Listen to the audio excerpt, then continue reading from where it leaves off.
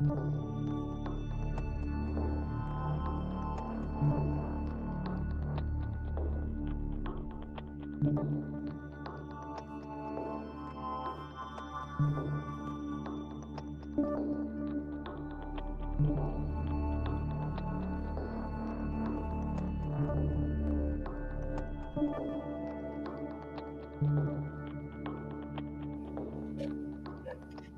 morning, guys. We are back on Good Ghost of morning. Friends, and we have two legendary guests here today. We have Miss Texas Fancy Boots and Miss Rocky Osborne. How are you doing, ladies? Good. Thank you for having us. Absolutely. Living the dream. Good living morning. The Hook 'em. Okay, all the things. We have just over 24 hours before we actually get this season started, and it's an honor to have you here. A lot of Texas fans look up to you guys, ladies, and appreciate the things that you do around the school, the university, and then obviously just the overall fanhood that you have. And so, once again, thank you for being here. It's an absolute honor. And I have a great question that I'm hoping is a great question. I don't know a ton about you, ladies, but I know that you have a beautiful friendship. You do a lot together. Obviously, you have your podcast and your channel together. So if you want to talk a little bit about maybe how that friendship developed, if that's okay. And then go ahead and tell everybody about your channel once you get further down the line and where they can find it and everything. So we can... Okay, so Megan and I actually have crossed paths 1,000 times over the last 30 years of being around Texas, 40 years of being around Texas stuff. So we literally have photos where I'm taking a picture and she's way in the back and across the room, or there's a picture of her and I'm in the background. So we have been in the same place for a million times, but it's pretty funny. But actually through Twitter is how, we started getting groups of friends together and doing Longhorn Texas things together. And so we really connected. And then during COVID came and you have your little bubble of people, right? So Megan and I were in our little bubble. We would sit in the backyard and have drinks outside and hang out. And so that's kind of how we became friends. So the more we would talk with other people, with other, friends that had podcasts or TV or different things, and we would talk Texas, like, this is hilarious. You guys are, that's really interesting. It's a different take. I would hear that. I would want to hear that. So we're like, okay, we should record it and put it out there. And if people want to jump in the conversation with us, that's kind of how it came to be. No, we just, like Rocky was saying, we've run in the same circles for so long, and Twitter was kind of the engine that brought us together and officially introduced each other to us, so we became really fast friends there once we actually met via Twitter. And then, it was just that's my bestie. We get along, and we got the similar interests. And of course we love all things Texas. And my favorite thing about you two is that the vibes are always really, really high, and we try. It's hard not to, it's very rare not to see you guys spreading, some positivity and smiling. And, obviously a lot of positives about our football program, our Longhorns all the time, and all sports, not just those sports. So tell us, I know we have the Fire the Cannon podcast. You want to talk about starting it up on YouTube? And go ahead. I think it's just Fire the Cannon, right? Yeah, Fire the Cannon podcast. Yeah, so we've been on Spotify and Apple, as a audio podcast for a few years now, and we were fortunate enough to hang with Tech Sports Unfiltered for the last year, almost a year or so. And so we really got the experience of streaming online and doing more video things, which we enjoyed. So now we just want to do something a little bit more independent again. So what a great platform to jump on YouTube. So we're just getting it started this week. We're pulling some old some media stuff that we haven't, putting it up there. So we're going to start filling it and then putting new content throughout the week. Absolutely. Well, it's a great time for it, guys. A lot of content to cover, or a lot of content to create, a lot of ball to cover coming up. So kind of the same strategy right now. It's go time. Let's put it all out there. Guys, go follow Fire the Cannon, or go subscribe, follow the Cannon on YouTube. They also have a Twitter page. Go check it out. Promises to be a lot of good ball on there. A lot of laughs and fun times. We do laugh a lot. Yes, absolutely. And so y'all check those out. It's going to be the year always goes by a lot faster than we want it to. We wait so long to get here, and then before you know it, we're going to be 5-0 and playing Oklahoma. Hopefully. I love Before you it. know it. I love it. Yeah. I say it with your chest now. Come on. Yeah, there we go.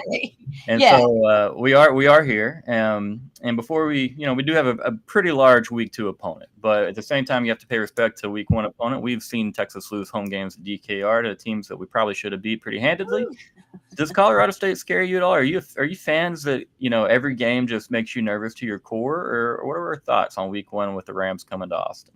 So I used to be that fan that was like very paranoid about everything, like don't jinx it, don't say anything wrong. I think part of that was just suffering through the past decade, right? that Texas football perhaps wasn't quite where we expect to be or we feel we should be. I will say over the past few years, I've lessened that feeling, where it's, God, is the sky going to fall at any time? For me with Colorado State, I feel pretty confident that, of course, I don't think I'm ever going to be the person that's like, it's in the bag, we're good. Yeah. Because anything can happen. Football's crazy. And there is that possibility looming, right? That the team is maybe looking ahead to Michigan. You don't want that to happen. Now, that being said, I feel like Sark and Co. has this team ready and amped, and they're not the kind of team that loses focus. And the focus right now is Colorado State. So I feel confident. I don't think I'm paranoid about it. Rocky, how about you? What do you feel? I feel like in Jay Norvell's press conference this week, he even felt like Texas was going to come out strong and be a formidable opponent. Of course, I respect Colorado State. I respect what they're building. They do have some key talent, especially wide receiver. Torrey Horton. So I believe that they're going to put points on the board. There's not going to be a shutout or held into a field goal. I have them well into the double digits as my score prediction. Mm-hmm. They will move the ball. They will put points on the board. So I would just say this is a great opportunity for Texas to see what the DBs got. All the talk the last offseason of, can the DBs get it together? Can they defend the pass? This is going to be a great opportunity, even though it's completely different than probably what they'll have to defend the rest of the year. Right. This air raid style, right? It's going to be fun to see the DBs get some run and see what kind of pass rush we have. I think that's what's most exciting. But I would, Colorado State is building. They're coming. They know this is a big opportunity to get out and show that they're a D1 program too. Absolutely. They lost 7 games last year, but at the same time, they do have, as you mentioned, Rocky, several key pieces that, you look what they did versus Colorado last year. And I'm not comparing Texas and Colorado's defenses by any means. I'm just saying, I see some of those plays in my head, that they have the talent. 7 losses is 7 losses, but at the same time, they are building. They're getting a little better. Mm-hmm. Texas isn't going to have a struggle with Colorado State. I don't, none of us believe that. It's just a formality. We've got to get this done to get to Ann Arbor. And so Sark, like Megan said, I think, he's going to have their full attention. We're this close to playing for the national championship last year. And so, of course, head down week by week, not to use the old Tom Herman 1-0, but got to go 1-0 this week. And so I'm with you. If you don't say pixie dust, we're fine. Oh, Lord. Or make us take a pee test. I was about to make a comment. Yeah. Tom Herman. Yeah. Make it. Do it. I was just going to say there's a lot of times in life where, I'm at a Texas game or maybe I'm out on the golf course with friends. We've had a few beverages and we're having a good time. And, you have to excuse yourself. And I'm just going to – there's times I'm realizing I'm like, Tom Herman would not think I'm a very good teammate today, and – Agreed. Listen, that happens to me too. He's ruined us as humans because every time now, I maybe shouldn't be saying that, but every time I'm like, ooh, I'm not a good teammate today. Yeah, he would be really disappointed in Drink me. that water, girl. Yeah. Exactly. Yeah, there's other days where I'm like, Tom might be proud today. But, anyways, sorry to get us on that whole sidebar, but it's Sarkisian. Back to what you said, Megan, I used to be very much the same way and even sometimes last year, it's just like we have superior talent. We should have superior coaching. I think we have superior, but we've been burned and burned hard. And we went through the Charlie and Tom eras, and there's a lot of games where maybe it's a coin flip and we just get wiped out. Maybe it's a game we should win and we lose in a tight one, but we saw a lot of losses. So I'm finally coming back around. I'm almost there to where I can just, these type of games, just say, yes, we're going to go do what we need to do. Let's look for a few particular things that could obviously come into play next week. Right. And so I'm almost there. So Rocky, you mentioned a little bit about looking at the secondary and, defending Torrey Horton, who is almost as fast as Xavier Worthy as far as game speed, and which is insane, kind of scary a little bit. But, and then the pass rush. Is there anything else that you ladies are looking for when it comes to maybe the offense, the defense? What do you have your eye on? The running backs. Yeah. Running back depth. We talked about this earlier in our show, but my biggest concern going into especially the Michigan game, but the entire SEC season was the depth, and we had so much confidence in the talent and skill of Jaden Blue and CJ Baxter. And of course, Trey Wisner is versatile and can do lots of things. And there was opportunity for, Christian Clark and Jarrett Gibson to take their time, come in, get some good reps when the score allowed and start building some experience. Right. Well, that went all out, and is being shuffled. And fortunately, you have someone like we just said, Trey Wisner, with that versatility. Yeah. He can come in and contribute, play a bigger role this year. But there's going to be a lot of carries and catches available for Jaden Blue. And I'm worried about this long season and how that's going to wear on two key running backs and then a freshman that's going to have to play a bigger role. So that's what I worry about. I trust the O-line, right? Yeah, thank goodness we have an experienced, big, strong, smart O-line. That's what gives me a little sleep at night. But yeah, look, I think the O-line is something, and I think Texas fans should expect to see a lot of tweaking, right? See a lot of different looks, a lot of different guys at different positions. I would even offer that on the O-line too, right? Like, yes, Texas, and how long has it been since we've been able to say this? Texas is in a really great position with O-line. That O-line is probably one of the best in the nation. But I think we're going to see some of the guys moving around a little bit, even on the O-line, testing out, getting them some game time experience in positions that might not be where they're slotted one, right? So, right. Yeah, I mean, I think what to expect from this game, where I feel confident, definitely O-line. I think the offense is going to be trying a lot of looks. Stark's going to be going through a few things, not too much, right? Don't want to give too much away for Michigan, but I think he's going to do his best to get a ton of players playing time, right?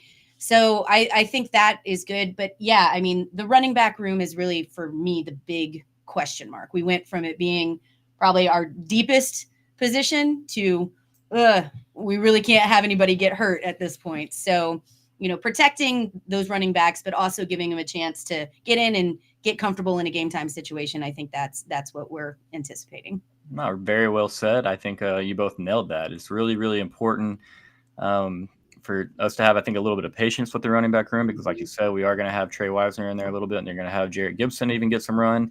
And it's going to be live game reps for them, and they're going to have to figure out how they fit in, which Trey looked great last year. And reports are just beautiful on Trey right now. Mm-hmm. But at the same time, we're going to have to see how Sark has him as a more, large part of the offense, considering, the injuries. It is a shame. You think about a Texas running back room that was arguably as good as any running back room in the country for this particular season. Still the room is more than fine. And so it hurts a lot. Those preseason injuries they drive me insane, because they work so hard through spring and summer camp to get to this point to where they get to show their work, and then that's taken away from them right there. And so obviously we all love CJ Baxter. I was such a massive Christian Clark fan. I literally, the night before, it was like 12 hours after I made this comment about, I guaranteed that by middle of the season, late of the season, he would be a big part of the offense. And then the next day. So it's your fault, is what you're saying. We blame you. It is my fault. Aggies think I have a lot of jinx power, and I'm starting to realize it might be a true. Wield it wisely. Don't realize your own power, friend. There you go. But, I love, everything that y'all said. I think it was perfect. Sarkisian's going to get everybody involved. Right. Talk about the wide receiver depth. We've had a very short wide receiver rotation in the last few seasons. Now he's got a lot of bodies that he can trust, that he can throw out there.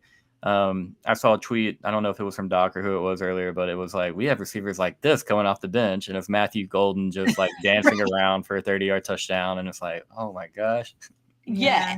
Look, Texas fans should soak it up. We talked about kind of that battered fan syndrome for a while. And we are in an era where Texas is really on the way back up, right? They're heading back to where we feel, like I said earlier, where we feel we should be. Maybe Where that's we a little belong. entitled, but at the end of the day, we're the University of Texas. We are a blue blood, and we have all of the resources to be an incredible team, and the talent is there. And it's just we've been missing a few pieces. But when you look at everything that we have now, you look at the success, and you look at how Sarkisian has come in and really built the program the way that he's wanted, culture forward, getting the guys that he wants and really taking the right steps, no shortcuts, right? We are now at a point with Texas football that this is what Texas fans have been waiting for. This is what we're all about. So soak it up, man. Enjoy it. Like, it's okay to be excited about Texas football again, right? I know it feels a little weird, but we're here. It's awesome. Yeah. I mean, I have such a quiet confidence just because, the bookmark is real on old Twitter. And so I try to be careful with what I say. And then, but I'm going to let my pregame predictions. I'm a lot more confident when I get on this channel. I will say that. I kind of attacked Notre Dame a little bit yesterday. I told them that they'd go 9-3, make the playoffs, and that they wouldn't deserve it because they're not going to beat anybody because they never beat anybody. Their schedule is so bananasly easy. Like, I think I could win a couple of those games. Their hardest game legitimately might be week 1 at Texas A&M. And so fully agree. And yeah, so I'm trying to, not that any Notre Dame viewers are watching, but I was like, prove me wrong. Please go into Aggieland, win that game. I would love to eat shit on that. Like, right. Yeah, I have them losing at A&M too, but either way, the rest of their schedule is pretty winnable. Pretty winnable. Absolutely. Yeah, absolutely. I think every Texas fan is looking for the Golden Domers to go in and win, but realistically, I don't see that happening. Kyle Field's a hard place to play. It really is. Very inexperienced and young offensive line. You talked about how key that is. And so we'll go back to Texas. I mean, it's insane what Sarkisian and Kyle Flood have done with our offensive line. You talk about, obviously, the big flip of Kelvin Banks late from Oregon several cycles back. And it seems like since then, everything is just aligned perfectly, almost exactly how Sark and Flood would have drawn it up as far as recruiting and then on the field. The line got a lot better from 2022 early in the year to late in the year. Another big jump last year. And so I definitely agree with you. I think it could very easily be one of the best offensive lines, if not the best. I think we even might have had some fans that would have said last year we had the best, but I'm not sure. We were up there for sure. And so it's definitely cool. Like you were just saying, it's okay to be excited again. Offensive line and quarterback play in the SEC will take you a long way. Just go back and look at teams that have had success there. And so, I mean, we're gonna have bodies that we can rotate on the O line, and even on the defensive line and the edge. Like, this is not a Tom Herman team. Those were not things that he could trot out there.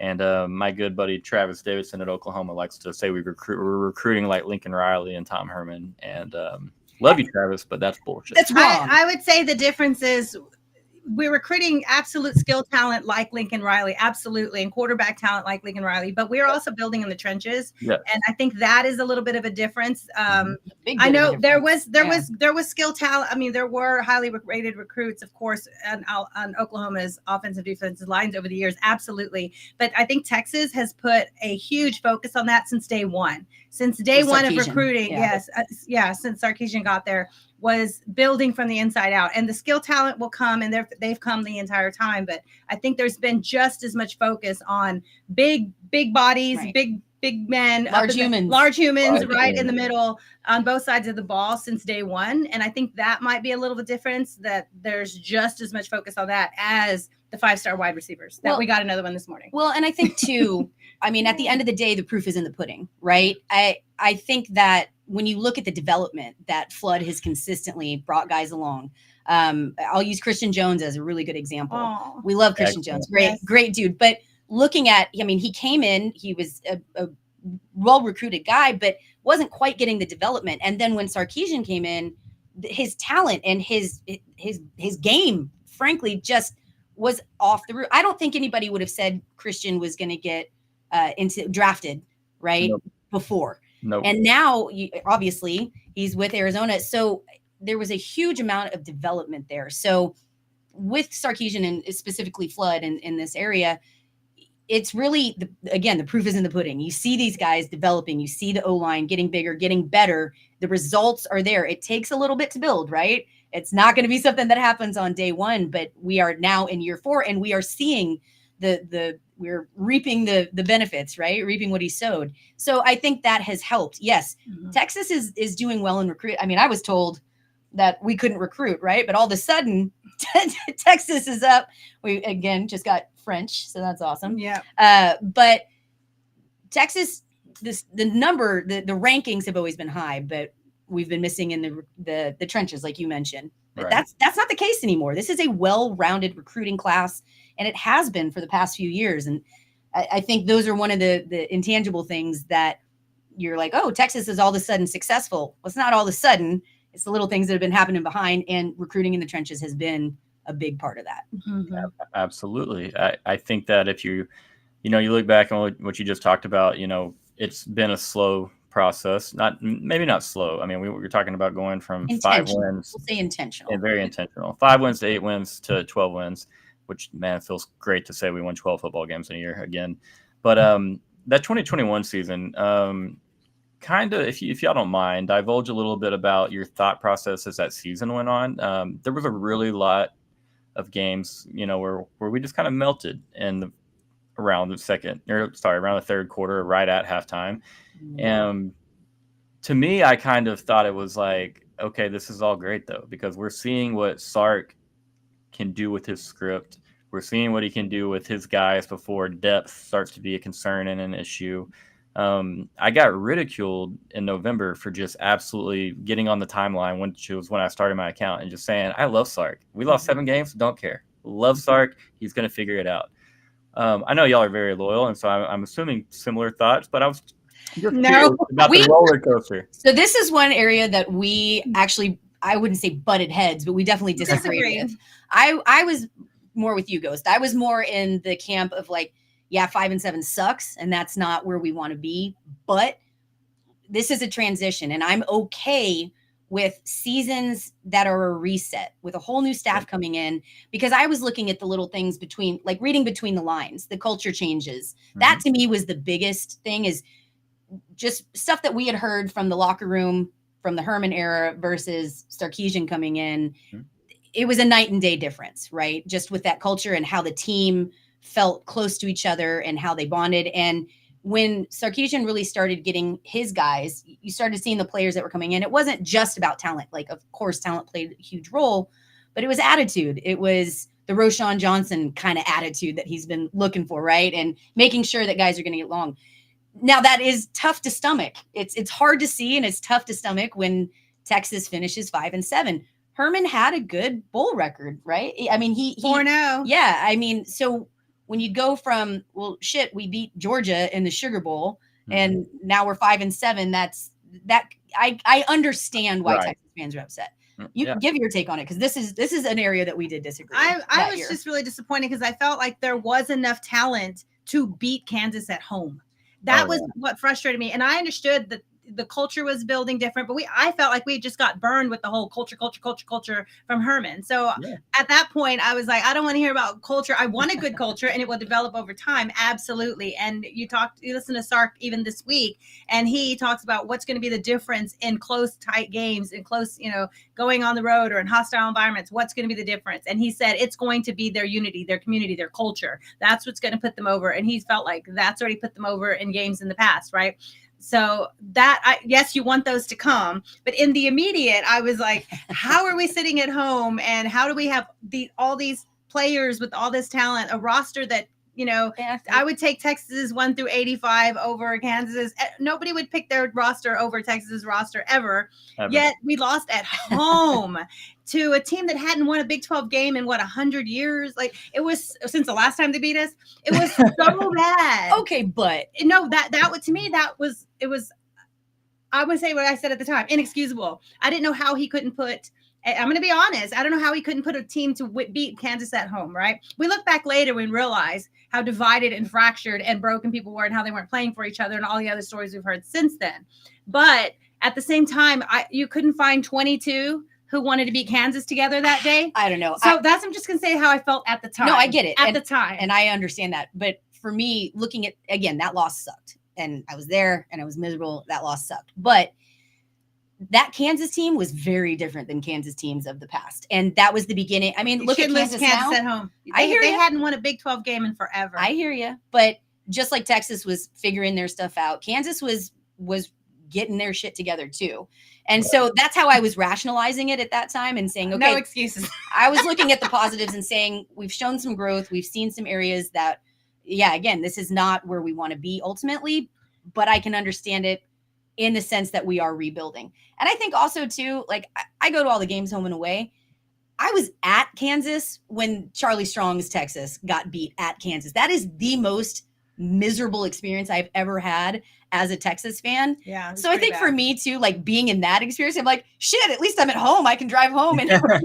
Like I felt I was, if I'm going to seek the positive, the silver lining there, I was the 2016 loss at Kansas was worse than the 21 loss. That weekend, which is crazy. That weekend, Richard and I, we were in Aruba, and we're like, we're going to have this like weekend by ourselves in Aruba. And so we find this really cool little dive bar, and we get them to find the TV, and they're like streaming the game for us. And we're watching Kansas, and we're like, we lost. We were just miserable.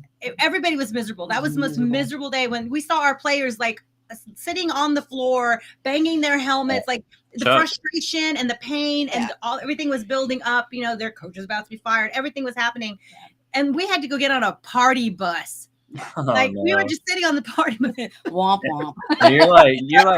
You're like way too legit Longhorn to like fake it through that too. Like if I was on that party bus, just give me my never-ending cup so I can start drinking now. Call me a child. Maybe I'm not emotionally well enough to really be considered an adult because of my Texas fandom. But I was that was true pain. And driving home, my dad's birthday was like the next day.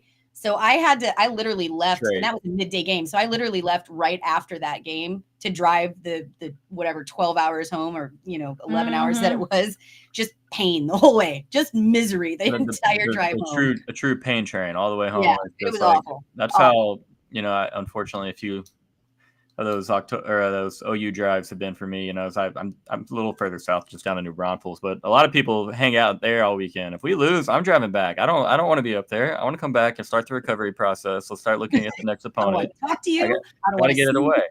Yeah. Speaking of 2021 Kansas, that's when I started my account because I was like, I need a healthier way to start suppressing these emotions.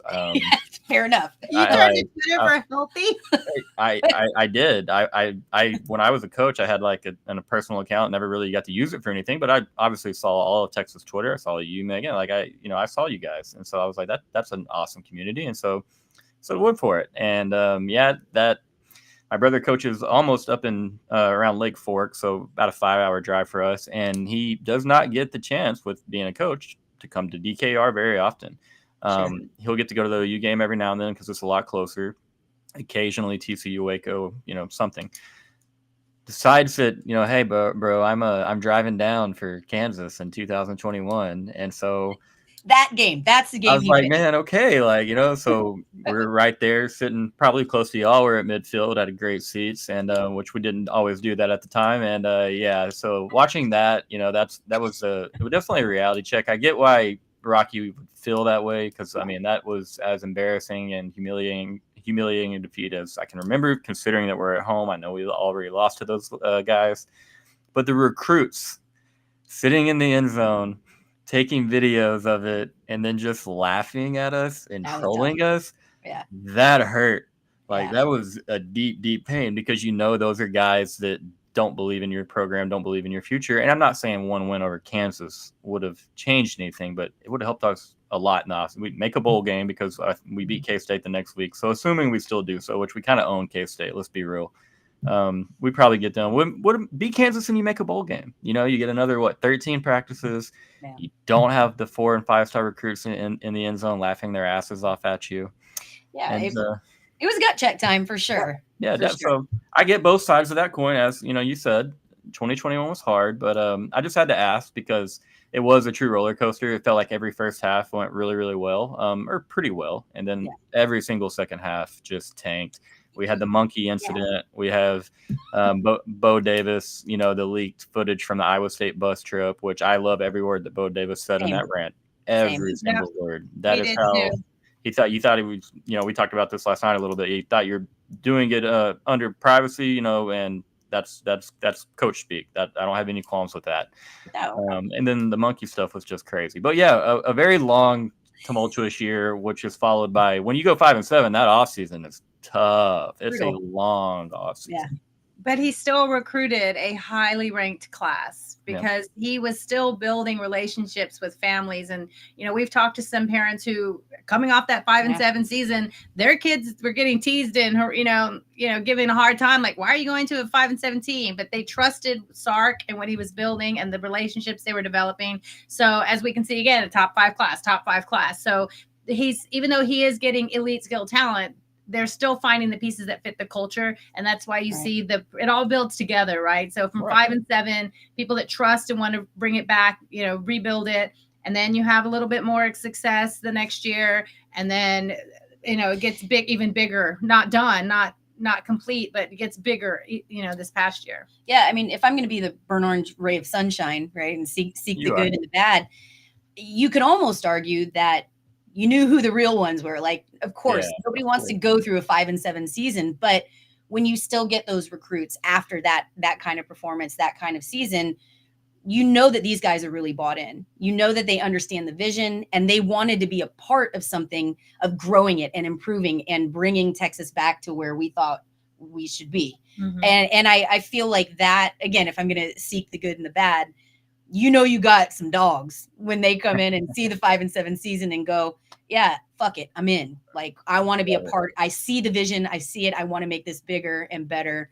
Yeah, I agree with that, Gage. Yeah. Absolutely. Yeah. I mean, again, it was painful going through it. It was unpleasant. I don't want to repeat it. We are past that point, but never again. You're right. It's a part of the story. It's a part of the fabric of Texas. And it was a building block. I've used this analogy before, and I feel like Texas football got to a point, not just with Herman. I mean, this was way back with Lost Dodds. You had your Patterson drama, all that. Texas football was kind of like this big, beautiful mansion that had once been glorious, right? It had its heyday, but there were so many problems. And for a long time, we were just trying to slap a new coat of paint on it and calling it brand new, right? Yep. Calling it just as good as it was. Yep. When in reality, what you had to do was go in and raise the whole thing. If your foundation is messed up, if your foundation is cracking and crumbling, until you address that, your mansion is never going to be back in proper. It's never going to be where it should be. So I think that was the job that Sarkisian understood and realized, that it wasn't just a few pieces here and there that needed to be fixed. You had to bulldoze the whole thing, fix the foundation, and then take the time to build the framework, go from there. And I think we're getting to that point. The walls are up, the foundation's fixed, the walls are up. We're at the point that we're putting those finishing touches on. And going in even deeper on that, I think that's so perfectly said. And going just a little bit deeper, you look at everybody around the program now, from the president, of the university, chancellor. I mean, everybody seems to be aligned. Sorry about the Tom Herman word. Absolutely. But absolutely, that was not a thing during Charlie's time and Tom's time. And it seems that the patience and the commitment to Steve Sarkisian was very evident from day one. And they were like, hey, we're going to let him do his thing. We'll be there to support and help however we need be. And so as much credit as Sarkisian gets, rightfully so, there's a lot of people that have helped Texas program get back to where it deserves to be. Agreed. And I will say this, we've talked about this a little bit on our show. If sorry to break away and bring up A&M, but to me, that's A&M's biggest issue. They can't get out of their own way, because there are behind the scenes issues between their president and their AD and their athletics department. And the regions. I mean, that's my God, Texas just was. Yeah. The Board of Regents. I mean, they don't have the same vision. They're not rowing in the same direction. And until they get the right people in those positions where they can all at least agree on what the vision should be and how A&M should move forward, I think we're going to continue to see an A&M program that fails to meet where they feel they should be. It's an intangible thing. It seems like it's small, but those relationships matter, especially in the big college sports that we're seeing, that the arenas that we're seeing today. Oh, absolutely. I mean, I think another part of the alignment of Texas is the entire coaching staff. Like going from Tory Becton all the way through all the, the strength and conditioning, through all of the position coaches, outside of a wide receiver coach that didn't work out the first year. The only really coaches that have left went on to take coordinator or head coaching positions other places. So, and then they bring in somebody with the NFL experience coaching, or they bring in somebody that just really fits the culture and has really elite experience coaching and developing relationships. And they stay on. Like, he's got a loyal staff that stays year after year. And that's huge, because for a while we had a new OC almost every down, and every fourth down is new OC. So like at some point we have to have that consistency, and they're getting to grow up in a system with the same O-line coach, with the same defensive coordinator, and that makes a huge difference too, as far as developing and growth. And like we just saw, like all the players, all 11 that were drafted into the NFL, all found their way onto a roster, unless they had an injury issue, but they've all found their way onto a roster because that development and maturity and professionalism that was being grown over the last few years with one solid staff. And I think that really helped too. Yeah, continuity is massive with coaching staffs in the college world, especially. You're talking about kids transfer portaling all over the place nowadays, high school recruiting. And when Texas can go out and say, hey, this is going to be your position coach, he's been here since the beginning. That's a different sell than a lot of other places can have, because coaches are walking around looking for better opportunities, bigger and better spots. And y'all know how it's a madness out there, a massive carousel all the time. But Sarkisian, to y'all's credit, or to y'all's point, he's done an incredible job of keeping everybody together. I know we lost Bo Davis. Bo Davis was a great developer. That's a loss. Things like that will happen. Roll on with the punches and keep going. I mean, that's all we can do. But even to that point, yes, I agreed wholeheartedly. Bo Davis was an asset to the team, and we hate to see him go. We understand why, but hate to see him go. But to then replace him with an NFL guy, I mean, look, and he still has to prove it. We've still got the season. We still need to see the development. I'm not making any predictions, but I am encouraged by the fact that he was able to get, Baker in, who has experience in the NFL and who can talk to recruits, can talk up his players, and can develop it and tell them, hey man, I've been there. I know what it's like. This is what you need. And I'm going to help develop you based on the goal of getting to the NFL. Right. I think that's a positive. Absolutely. And I mean, with Coach, I think he's got all three of our trust, and whatever move he makes, I'm cool with it. I'm going to take it as, I almost hold him probably a little too high on the pedestal, to be honest. But whatever he does, we're going to follow suit. I probably don't have the right amount of skepticism. Like, I'm all in at this point. Oh, whatever. Absolutely. Burn orange glasses are completely on. Like, whatever. I'll follow him. Okay, Coach, you're good. I thought there was orange Kool-Aid in those cups. Absolutely. Yeah. I have coffee with protein, vanilla protein. Let's go back. I want to talk a little about the 2024 season. Some really, really fun games. You're talking about at Michigan. You got Oklahoma inside of the Cotton Bowl. Georgia comes to town. Yeah. At Arkansas, at Texas A&M. Doesn't have to be one of those games, obviously. Which game do you personally want to win more than the rest this year? I don't know if I can decide. Tom Herman approves. See, sorry. Way too many Tom references here today. For me, my heart wants to say A&M. I think that will be my final answer, but there is the caveat that we've got to go into Dallas and beat OU. Yeah. The 49-0 was glorious. That was wonderful. But last year, not winning that game, at the end of the day, like, Texas still made it where we wanted to be. But I think my Longhorn pride is I want that OU game just to say, all right, you came with us. And right now, to me, that's the only thing OU can laud over Texas, right? I think our recruiting is better. I think the team, obviously, we've had a little more success than OU has recently.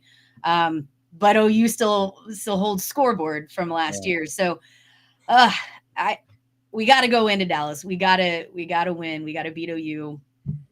But I still think my final answer is going to be A&M, just because they talk so much, and we're going to College Station, and we've heard all of this SEC is a grind crap for so long. I want to go in and just humble the Aggies. Like, at the end of the day, that's the one to me that would be, I think, just the icing on the cake. Oh, I get that. Rocky, how about you, sweetie?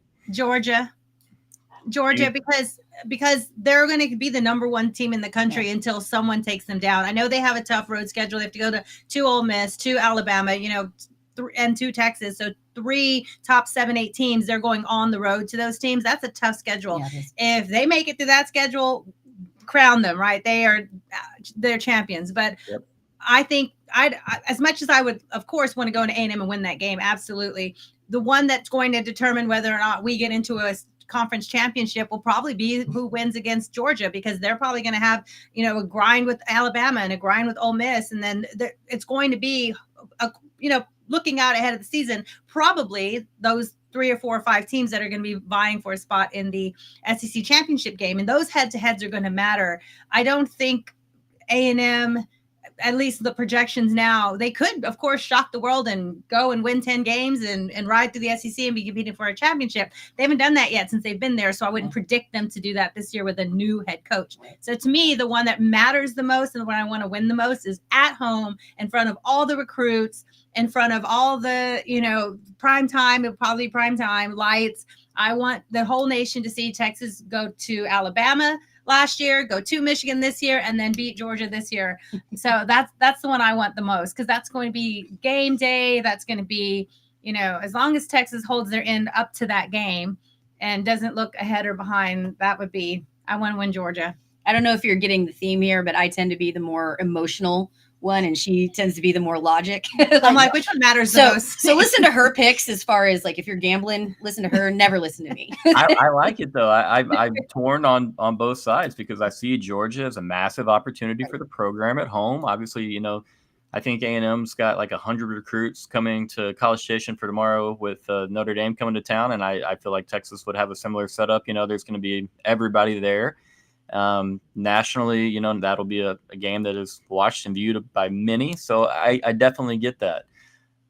I am probably a little more like Megan and the emotional. I hate losing to Oklahoma. Like, it drives me mad. That's my favorite day of the year. And very often in my lifetime, my favorite day of the year is absolutely sucked in the end. And so I need to win that game. I really do.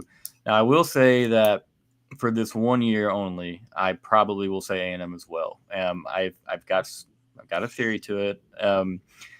If Texas goes in there, in my opinion, we're not going to go lose Michigan, Oklahoma, and Georgia. Not all 3 games. If we were to even win one of the 3 games, in my opinion, you're still playing for a playoff spot when you go to A&M with 2 losses. I think A&M is going to be a little bit better than maybe their expected win-loss total in Vegas this year.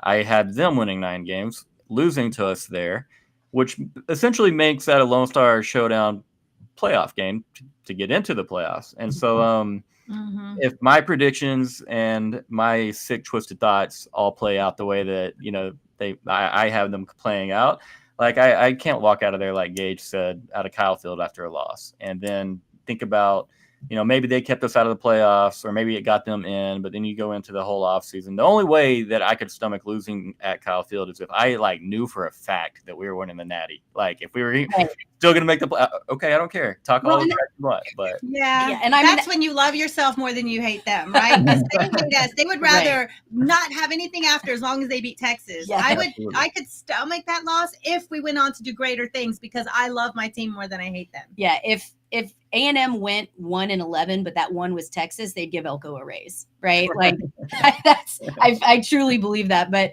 I don't know. For me, like I said, it's the emotional part. I do not want to walk out of College Station. And I also think it's for this year, when Texas is back, like, Daddy's home, right? Let's reestablish what we've always known this relationship to be. Let's go in there. If Texas goes in and dominates and wins at Kyle Field, walks away, that to me is just another dagger in the heart. Just like the way that we left, let's reestablish this relationship and show that it's status quo, and we know how it goes. And again, recruits are going to see that. There's going to be a ton of recruits there. We know that. We're fighting for a lot of those same recruits. I think if Texas goes in and establishes it and, kind of swings it around, look, man, that's what I want to see. Again, it's completely emotional. It's definitely going to be Texas' strength of offense and scheme and offensive line and third year, 5-star quarterback and all those things and elite receivers. That advantage against A&M's advantage, which is defense and D-line and all those things. So that's going to be the matchup that determines this game. So we'll know a few weeks out if we're looking healthy, if we have a good rhythm. That was another one of my concerns you mentioned earlier was, what are we concerned about Texas offense? The skill is all there, but it's the timing. It's going to take time for the timing and the route running and everything to be in actual game time. So by that point at the A&M game, we should be flying with our receivers in the timing and the route running and the blocking and all those things. But also by that point too, you might unfortunately have lost a player or two to injury, or things could be changing. It's a long season. So, or you can have great, like Ryan Wingo is going to be starting by that game. So let's see. Let's see how I'm it goes. so excited to see him play football on Saturday. Yeah. Yeah. Yeah. It is exciting. There's a lot to be excited We about love as him. a Texas fan. We love him on here. Yeah. That's I tend to lean towards, like, and I shouldn't say this because it's bad, and I get onto other people on Twitter about it, but sometimes the skill position recruitments just get a little bit more hype than, the trench recruitments. And that's just that's absolutely. Why would you say something so controversial yet so true? Like, I mean, and it's like, I see Ryan Wingo, I see Jamie French. Congrats on the recruitment, or the commitment. Welcome. But it's like, man, I can't wait to watch those guys. It's something about the wide receivers for me. I don't know, but Ryan Wingo already is like up there, and he's never played a snap for the Horns. So right. It's a high risk, high reward position. Yeah, of course. Like, what did DKR say? 2 things can go, or 3 things can happen when you throw the ball, and 3 and 2 are bad. Yeah. So it's high risk, high reward, but that's what makes it exciting. So of course we get really hyped for those positions. Yes. Yeah, absolutely. You see running backs running through people and wide receivers running these routes and dancing through on punt returns, and you're like, okay, that's my guy. He's going to be in burnt orange doing that same thing, and you already have that whole picture painted in your head, and it's always fun. I know y'all follow recruiting a good bit, and I think that's awesome. What if you had to predict?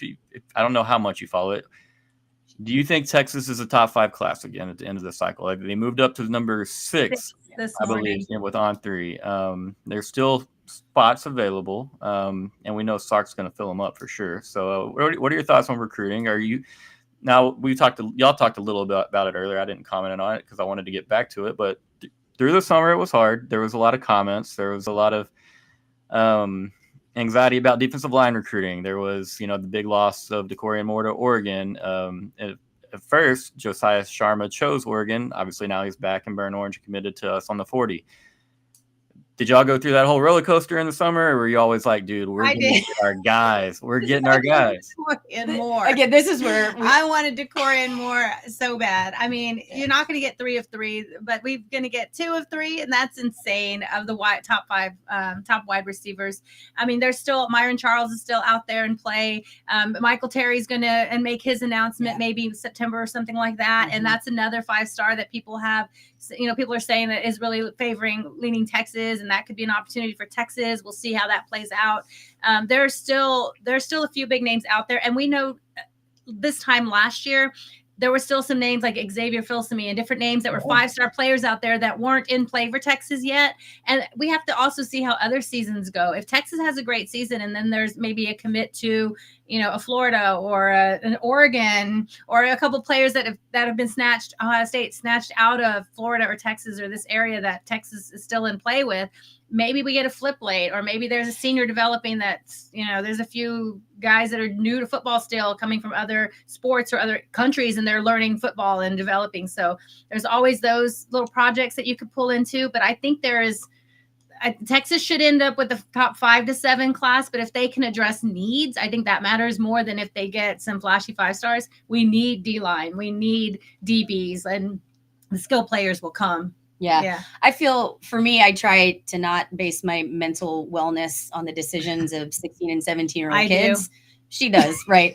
It was a bummer missing early and enduring on Twitter, the shit talking, right? But at the end of the day, this is what Texas does. It's always kind of a slow start, and then boom, all of a sudden, Texas ends up with this incredible class. Yes, I think Texas is going to end up with a top 5 class at the end of the day. but I do think Texas is in play. Flipmas season, I think, is going to come. It's always for it's Texas. always nice. So yeah, I'm not as concerned. I certainly, of course, feel better today than 2 weeks ago. But yeah, I think Texas is going to end up top 5. Again, I feel really good about that. Really, really, really good. I had Eric Nalin of Inside Texas on a couple of days ago, and he kind of made me feel dumb because I was like, I'm worried about the running back room. He's like, well, you shouldn't be. And I was like, well, I'm worried about recruiting. He's like, stop. Won't be. But no, not really. He was a tremendous guest and known him for a while. It's fun to have him on. But he said something about the potential of a 2 wide receiver class. And he didn't allude to anything else, but I'm twisted. So I started thinking a little bit, and we have the potential of Michael Terry joining the class, which he could flex out and play some wide receiver, and obviously some tight end. I'm feeling really a lot better about another prospect committed to a certain Big Ten school now. Yeah, Big Ten school now. I don't know. The more I think about it, and Oregon's. Sorry, we said the name. Oregon's got a tough schedule. I'm not giving up on that recruitment. That's all I'm going to say. DeCorian Moore. Yeah, I don't know, just something inside. I'm trusting Sark. I'm trusting these late flips. We already flipped one duck this cycle, and now you're talking about Jamie French and Mr. Lockett being, hopefully in his ear. I'm sure we're still in communications. I know there was maybe some sour feelings about how it all played out and transpired. But at the same time, I feel like if he wanted back in the class, there's probably, a spot for him in there somewhere.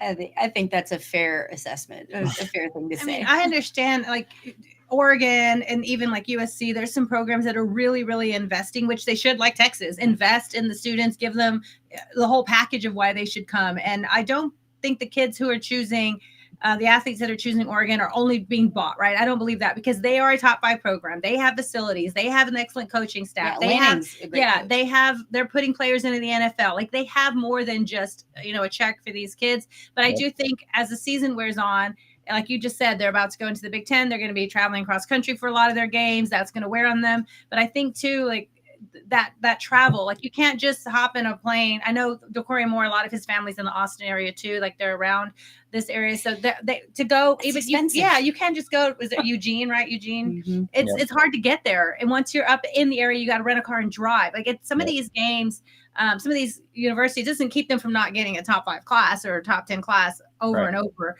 but for families to go far away, that it is a commitment. It's expense, it's time, and if you want to see them play, that's something you have to consider. So hopefully that helps a little bit later if he does, even if he looks for a home in 2 years. And I think you bring up, again, I think that's a really good point. That really is. Not a lot of people look at, right? It is expensive as hell. Travel's expensive. And to your point about Eugene, I had this conversation with a good Washington friend of mine last year during the playoffs. Washington fans, and this is from him, he is a Washington fan, but he said a lot of them are apathetic because it is hard to follow the school. It is hard to fly in and out of the area. It is hard to get, it's hours of driving to get to the airport. And then, there's never direct Washington's flights. In Seattle, but I'm just saying that's what he's saying. It is difficult. It's expensive to fly to Seattle. It's expensive. Yeah. It is hard to get it. And that's travel schedule. I think that is something we're going to see come into play more and more, especially as we see the fracturing of now the Power Fours. That is a brutal schedule. The ACC is all over the place. The Big Ten has no footprint. That's going to eventually play into it. We saw I believe it was a softball player. Their family was saying, look, when we initially committed, I think it was to Stanford. I have to remember who it was, but part of it was that the games were going to be regional. Conference play was going to be regional. And then when the school made the change, they said, this isn't what we signed up for. Now they're in a conference with Miami, Florida. So. Right, exactly. And it's certainly going to affect football, but especially going to affect games that are sports that are played multiple days per week. You've got softball, baseball, basketball, where you've got student athletes that are now spending how many hours, how much time just traveling. I don't think we're going to see that right away, but I think that fatigue is going to start to play a bigger role, as these years go on in decisions. A great point.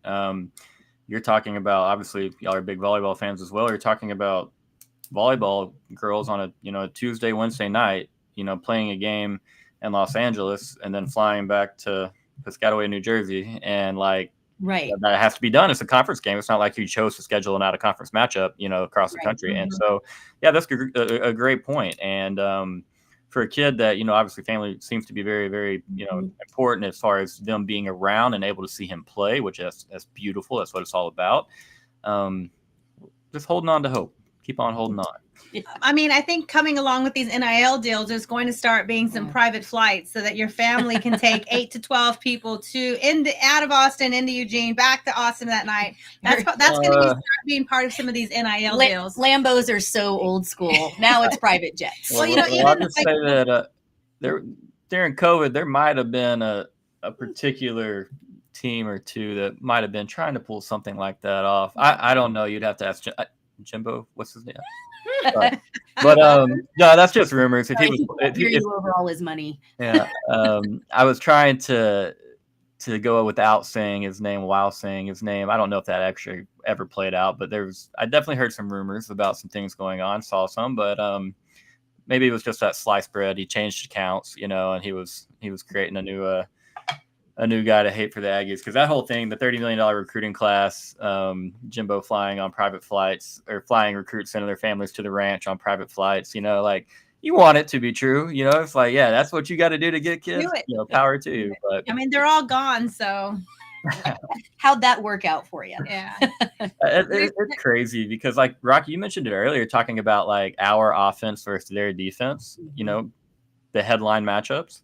And think about like in 2021, I guess, when they signed that number 1 recruiting class, and, we'd already announced to move to the SEC, and we were getting Kelvin Banks and like other big offensive linemen. And they were making memes about like their defensive line versus our offensive line. And it was all cool. And then, they're not, they have holdovers. There are a few left, but they've recruited since.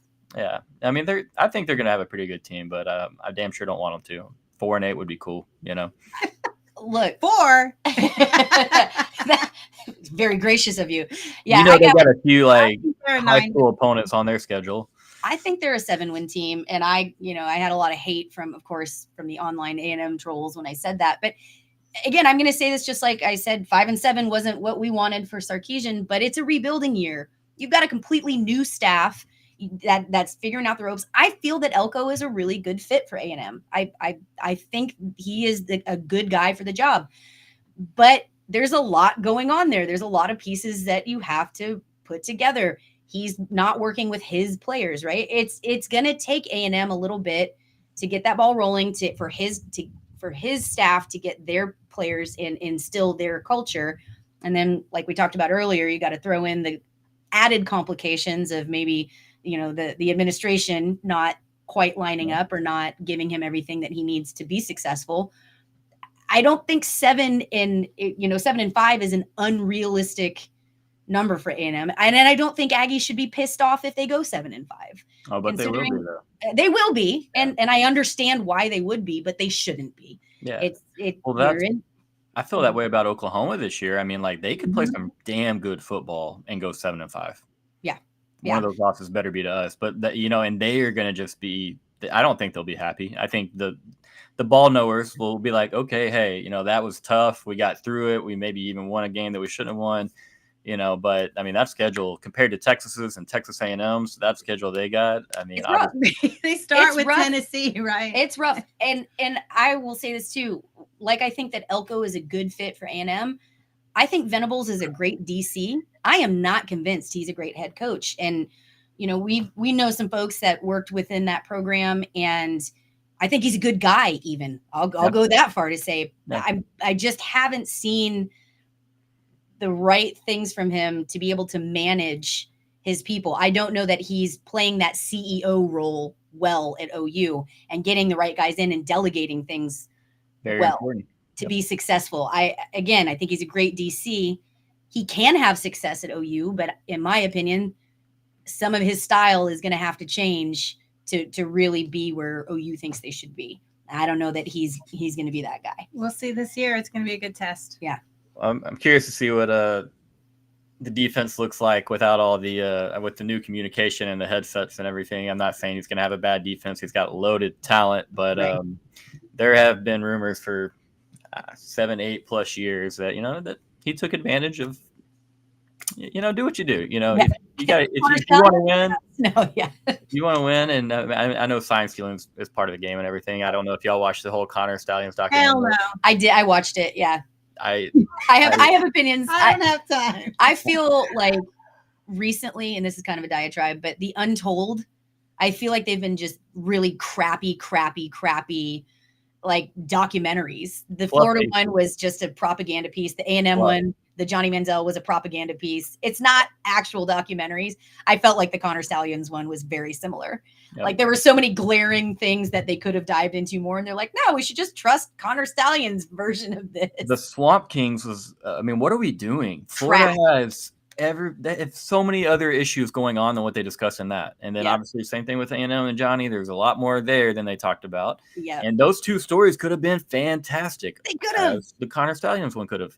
Right. Showing the home videos of him in the yard, and it's like, oh, feel bad. He's just a big Michigan fan that really wanted Michigan to win. Golly gee. Fuck that. That is absolutely silly, man. I don't understand how people watch that. I mean, I made it 35 minutes or so, and then I had to turn it off and couldn't turn it back on for like 2 days because I was like, terrible. I was going to vomit from. Yeah. At the very end, when they showed the actual, like when he finally agreed to talk to the NCAA and his lawyers were present, and that's where he couldn't give his bullshit answers. Yeah. But they still ended up being very lawyer speak bullshit answers. It was super obvious to me then and there. Right, we're gonna end the other stuff that was in the documentary was complete bullshit. And that's the thing is like, I mean, I'm not like a massive like Barstool supporter or anything, but Dave Portnoy, like he was like, yeah, that was Connor. He about the Central Michigan game on the sideline. He's like, yeah, that was Connor. Like he told me it was him. And then like 10 seconds before, he was like, no, it wasn't me. Like, what are you talking about? Like, yeah. Just it is what it is. There's obviously sign stealing going on in multiple sports and everything. And I, played football myself, and I would sit there and watch the opposing offenses or defenses and just be like, oh, I know what they're going to do. That's part of it. Right. But as far as the way that they were doing it, like as far as being accused of hacking iCloud data and breaching data, and I mean, practice, I mean, that's beyond right. Okay. That's way outside the line. So I'm not trying to accuse you, old Brent Venables, but definitely got my eye on you, you rascal. A lot of rumors out there. Sure. But I got just a couple more things for you, ladies, before I let you get out here and enjoy your Friday. I know y'all got a lot of ball to talk today, but this is an important question here. I think with y'all, and as much as you are around the program, you're gonna have some fantastic answers. Do you have a favorite Big 12 memory, one that might stand out? We got one day before we're in the SEC football for life, or we're in there, but before we begin SEC football. So just as a little ode to the Big 12, if you have one, let's show them a little love. My favorite is 45-35. Same. Everything about that game. Legends were made that day. That was a 45-35. But OU still got into the BCS. Oh yeah, because fucking coaches polled. Yeah. Art Browse voted us like 10th or something. Yeah, I have to say, I don't remember the final score, but it was 2015, Charlie Strong era, and Texas was finger.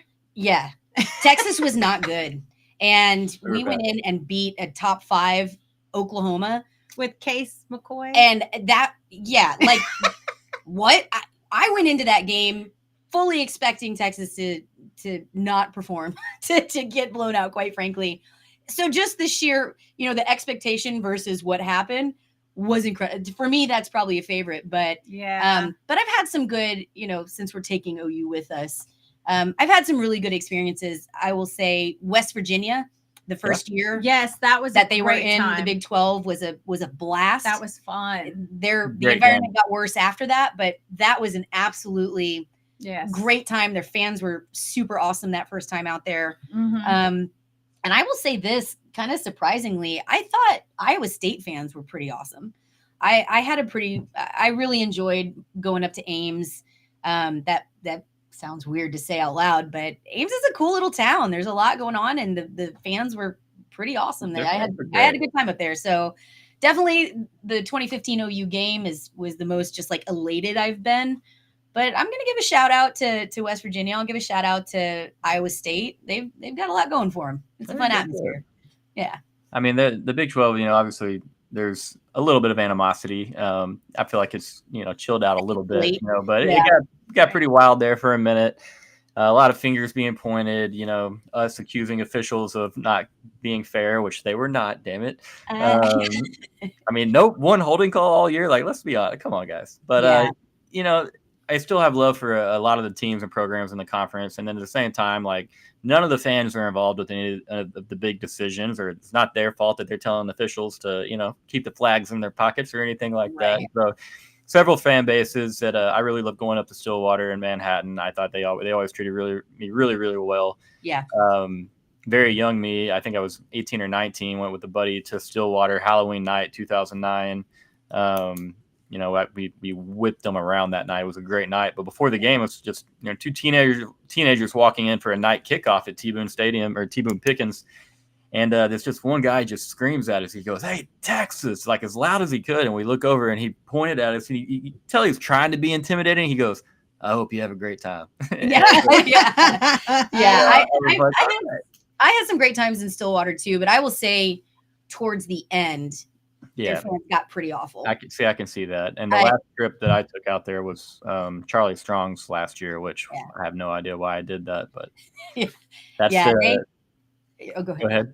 I would say that's the picture of like Charlie walking off the field and his head's down, and then like Bevo's beside him with his like hand out, or like the Hook'em's beside him with this like hand on him. And it's just so depressing. Like it is really, really sad. But yeah, that was rough. 2020 was, we were there. I was there in masks and everything. But their fans were literally throwing their own seat covers and seat cushions. Because you know how they have those built in, like the chair backs and stuff? Yeah. The fans were ripping those apart. OSU fans were ripping their own cushions apart and throwing them onto the field on our players. Like that was one, there was one, I can't remember if it was this or the year before. Like the state troopers had to come and help us break down our tailgate just so we could get out of there because the fans were being so awful. So I would agree. Stillwater started off awesome and towards the end got pretty nasty. But that 2020 game, Texas won. And when they were throwing all that stuff, like we waited for the team coming out after, and the team was laughing. Like they kept the seat cushions and were like, "Thanks for the souvenirs." Like as they were getting on the bus. That one had, not controversial to me, but controversial to them, like some goal line stand or touchdown or something in that game that they were convinced went their way and Texas was convinced went our way. It was a Sam Ehlinger game, right? Yeah. There was something in the goal line of that game that 2020 at Oklahoma State that really was controversial. Oh, they were pissed. So they were mad. Yeah, that's pissed. why I think that's why they're extra mad, because something went our way that they were convinced shouldn't have. Don't throw shit on the field. Yeah. Ever. Ever. There's no excuse for that. I mean, I definitely. Even Texas fans don't do it. Yeah, Texas fans did that at Cal. No, I'm saying they don't do it. I'm saying don't do it. I know that. Yeah. No. I'm agreeing with you. No, I'm telling myself so it clarifies. I'm not saying, we don't do that. No, I'm saying they do it and don't. I know. Yeah, that's what I'm saying. I know, and I'm agreeing with you. I'm not clarifying to you. I'm clarifying to myself. Anyway. We did do that in Cal. I forgot about that. That was probably the most embarrassed I've been as a fan. And because our fans were throwing water bottles and stuff like that onto the field. And all it was doing was hitting our cheerleaders. They were throwing it into the end zone that we were at. And it was hitting our band, hitting our cheerleaders. Like, it was just a really bad look. It was embarrassing. Yeah. It was embarrassing. Anytime we see fans acting that way, we tell them to sit down and stop. Call them out. Tell them to sit down and stop. As everyone we're better than that. We need to be. People like that, maybe they keep a kid and their parent from coming back to another game. You know what I mean? And that's the type of thing that, it frustrates me is there's somebody that sees that and there's somebody that's going to think the bulk of Texas fans are like that. That's just how people are. Right. I'm very impressionable myself. And so are a lot of other people, and they see something like that and they're like, "Oh my God, Austin sucks. They're so mean. They're so bad." Yeah. And that's why I try to have like an open mind when I go to Lubbock or College Station or wherever I may go, because not everybody is the same, but then you quickly find out like, damn, they really do hate us up here. So they are. Yeah. Lubbock and College Station. I've had enough. I have a large enough data set to definitively have an opinion on. Absolutely. Crabtree night was a very long and painful night. There was a lot of things going on in that crowd. Let's get back to Saturday right before you get out of here. Give me a score prediction for the game, if you would. No particular order, whoever wants to go first. And then give me a regular season win total for the Horns. What are we doing over the course of the regular 43, season? 43-16, 10-2. I love it. Okay. I think 34-10, and I think Texas finishes 11-1. Love it as well. The two very realistic scores. Colorado State's going to get on the board. They're score a few points. They've got some talent. How much does Texas and Sark show before Michigan? You know, I mean, there's going to be a little cat and mouse there. At the same time, Colorado State has several big games coming up that are probably a lot more winnable for the Rams than Texas is.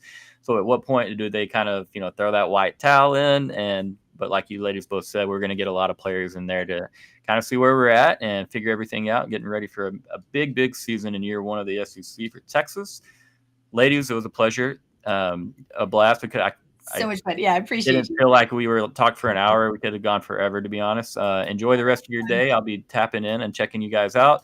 Y'all make sure and follow these ladies on Twitter. I think you all know them there, but go check out Fire the Cannon on YouTube. Subscribe to the channel, like their stuff, and also slide over here to Ghost and Friends. Show some love.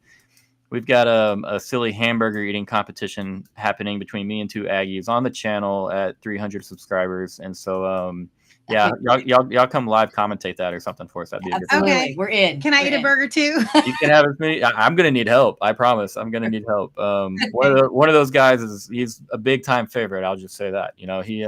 He's confident, and I'll take any help I can get. But enjoy the rest of your day. Thank you very much, all you viewing this. Y'all are great. We'll be back on Sunday